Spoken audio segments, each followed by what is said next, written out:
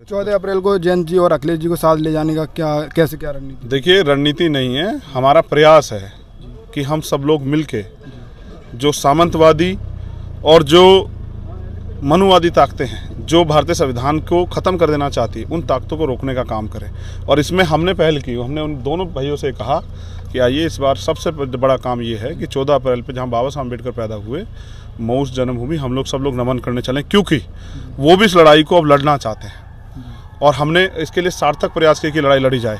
और ये लड़ाई तब तक चलती रहेगी जब तक असमानता की व्यवस्था खत्म ना होके और भारतीय संविधान यहाँ पूर्ण रूप से लागू ना हो। उसको लागू कराने के लिए हमें सरकार की जरूरत है, क्योंकि कानून सड़कों पे नहीं बनते। सामाजिक न्याय सम्मेलन का आयोजन हुआ है, लेकिन क्या कह सकते हैं कि भीम आर्मी और आज़ाद समाज पार्टी की ओर से सियासी संखनाद भी है? नहीं, ये तीसरा सामाजिक न्याय सम्मेलन है। हमने, हमारी पार्टी और संगठन ने तय किया था कि हम 7 संभागों में सम्मेलन करेंगे और उसके बाद जो चुनावी संखनाद होगा वो होगा जयपुर से। फिर उसके बाद जो 7वां सम्मेलन हमारा रहेगा जयपुर संभाग वाला, उसी को हम लोग जो हैं वो फिर हम महासम्मेलन करेंगे।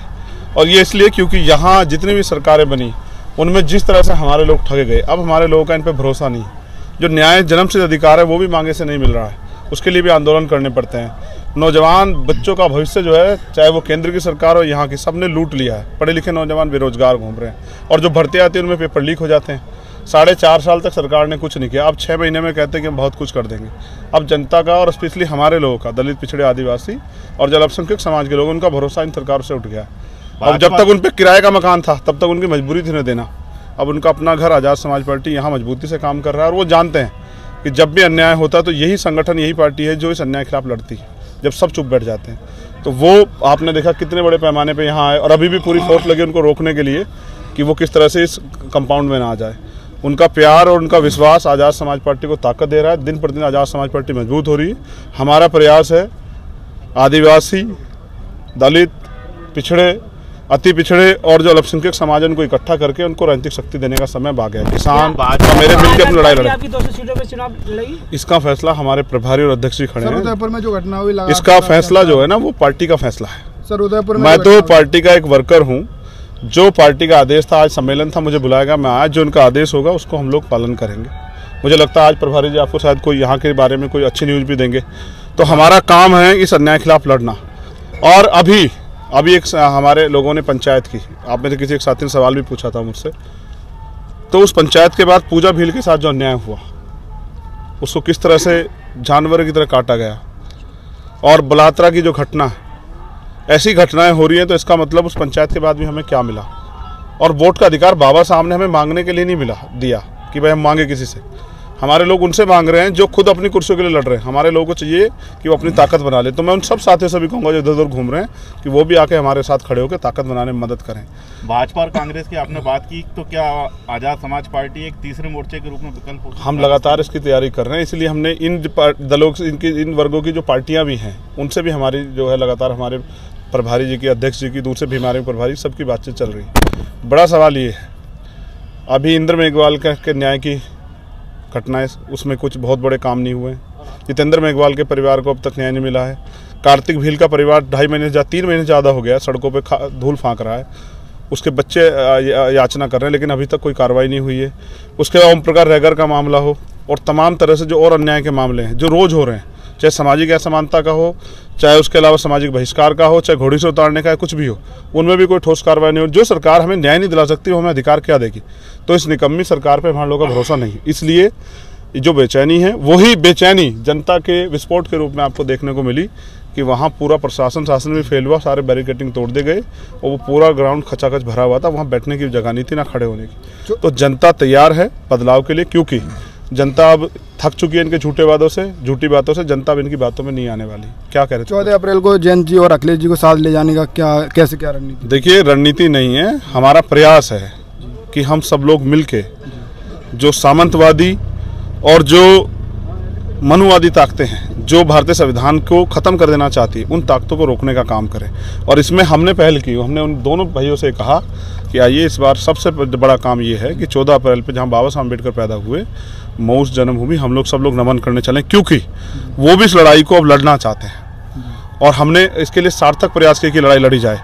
और ये लड़ाई तब तक चलती रहेगी जब तक असमानता की व्यवस्था खत्म ना होके और भारतीय संविधान यहाँ पूर्ण रूप से लागू ना हो। उसको लागू कराने के लिए हमें सरकार की जरूरत है, क्योंकि कानून सड़कों पर नहीं बनते, तो कानून विधानसभा में, लोकसभा बनते हैं। कानून बनाने के लिए हमें राजनीतिक शक्ति चाहिए, इसलिए हमारा दल और बल दोनों मजबूती राजस्थान में काम कर रहा है। आप देखना जिस दिन 7वां सम्मेलन होगा विपक्ष घुटने टेक देगा, क्योंकि बड़े पैमाने पर लोग उस सम्मेलन के साथ खड़े होने वाले। प्रभारी जी साथ कुछ कहना चाह रहे थे। मुकेश बैरवा जी, आपके क्षेत्र के हैं, जाने पहचान है, ये आज़ाद समाज पार्टी की तरफ से यहाँ गंगापुर सिटी विधानसभा क्षेत्र से हमारे प्रत्याशी होंगे 2023 के चुनाव। सर, जैसे कि आपने कहा पिछले 4.5 साल राजस्थान सरकार के द्वारा मुफ्त नहीं दिया गया और अब तिजोरियां खोल दी गई, क्या किसकी तिजोरी?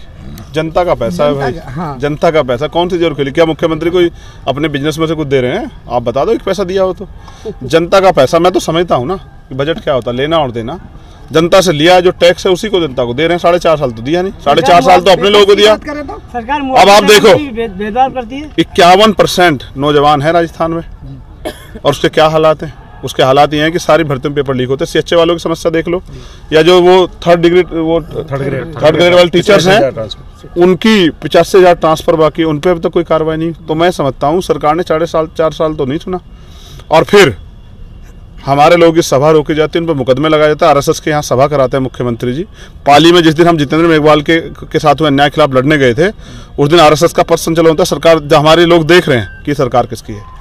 ये सरकार बीजेपी की है, कांग्रेस की, आरएसएस की सरकार है। हमारे लोग देख रहे हैं कि जो लोग संविधान को बदलना चाहते हैं ये सरकार उनको मदद कर रही है। ऐसे लोगों को हमारे लोग सबक सिखाएंगे। सर आगरा में हिंदू संत ने रामभद्राचार्य जी ने बोला, मरे मुलायम काशीराम, प्रेम से बोलो जय श्री राम। इस पर आपकी क्या बीमारी, आपकी क्या रणनीति? देखो, मैं फिर कह रहा हूँ, कोई भी ऐरा गहरा कुछ बोल देगा और हम लोग लड़ते फिरेंगे, ये हमारा काम नहीं है। हम पढ़े लिखे लोग हैं। वो बोलते इसलिए कि हम उसमें उलझे रहे, और साहब तो मर गए हैं, वो मरे नहीं, वो तो अमर हो गए हैं। नेताजी भी अमर हो गए हैं। उन्होंने जो किया, उनके कारवा को आगे बढ़ाने के लिए हम लोग काम करें। कितने काशीराम मारोगे, कितने नेता मुलायम सिंह यादव मारोगे, और कब तक मारोगे, और कब तक दलित पिछड़ों की बलि चढ़ाते रहोगे? जनता समझ रही है।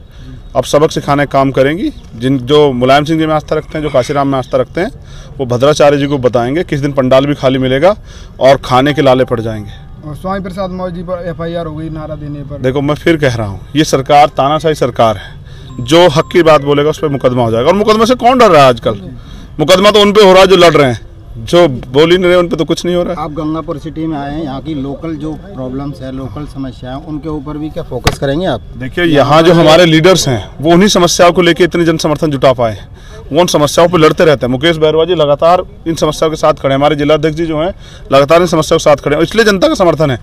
और मैं ये कहता हूँ, मुझे विश्वास है कि उनके नेतृत्व में यहाँ की जनता के जो बुनियादी मुद्दे हैं वो हल होंगे, उनकी समस्या हल होगी और उनको नए अवसर पैदा होंगे। तो एक सवाल और पूछना चाहेंगे, यहाँ पे एक पांचना बांध है, 16-17 साल से बंद पड़ा हुआ है। उसके ऊपर सरकार है, कांग्रेस की हो चाहे बीजेपी की हो, राजनीति करती आ रही है। क्या आपकी MLA बनेंगे, यहाँ सरकार बनेगी तो आप खुलवा पाएंगे? देखो, मैंने फिर आपसे कहा, आप भी इस बात को कह रहे हैं, आप भी इस बात कह रहे हैं कि ये सरकार यहाँ की जनता से राजनीति कर रही है। ये आपने कहा। लोग MLA बने। अगर मीडिया के लोग भी ये कह रहे हैं कि यहाँ की सरकार यहाँ की जनता से राजनीति कर रही है, तो आप समझो कि मीडिया भी इस बात को समझती है और जनता भी समझ गई है। मैं आपसे वादा करता हूँ, जनहित का जो कार्य है, जो होना चाहिए, जिसको जनता चाहती है, वो होना ही चाहिए। हम उसके साथ खड़े। तो गंगापुर सिटी से अब शंखनाद निश्चित रूप से, गंगापुर सिटी का शंखनाद और राजस्थान का शंखनाद जो है, मोटी संख्या में बने विधायकों को कांग्रेस खरीद लेती है।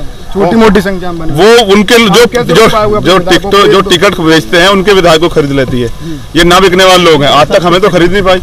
अच्छा, एक सवाल शेखर जी, जब आपने दल बनाया था राजनीतिक, तो बहुत पुराने साथियों ने आपका साथ छोड़ दिया था, और आज आपकी राजनीति को लोग स्वीकार कर रहे हैं, तो क्या कहेंगे आप?